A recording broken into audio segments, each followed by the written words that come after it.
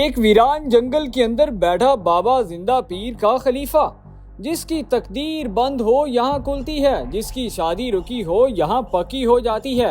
अगर आपका कोई भी मसला हो, चाहे आपको जिन्नात लगे हों या आपको मिर्चें, सब निकाल दी जाती हैं। मैं सुने थे दूर दूरों लोग अपनी मनता मुरादा पूरियां करवान आते ने।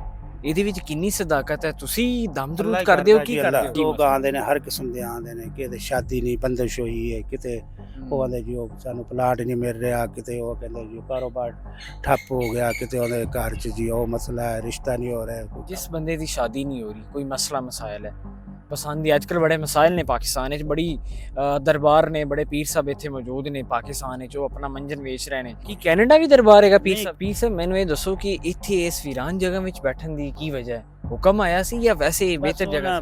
ਕਿਸੇ ਨੇ ਜੀ ਉਹ ਚੁੜੇਲ ਲੱਗ ਗਈ ਜੀ, ਜਿੰਨ ਪੈ ਗਿਆ ਜੀ ਫਲਾਣਾ। ਅੱਛਾ, ਕਦੇ ਅਸੀਂ ਅੱਜ ਤੱਕ ਅੰਗਰੇਜ਼ਾਂ ਦਾ ਨਹੀਂ ਸੁਣਿਆ ਕਿ ਉਹਨੂੰ ਕਦੇ ਕੁਝ ਜਿੰਨ ਲੱਗ ਗਿਆ ਜਾਂ ਉਹਨੂੰ ਕੋਈ ਸੱਪ ਲੜ ਗਿਆ ਜਾਂ ਫਲਾਣਾ।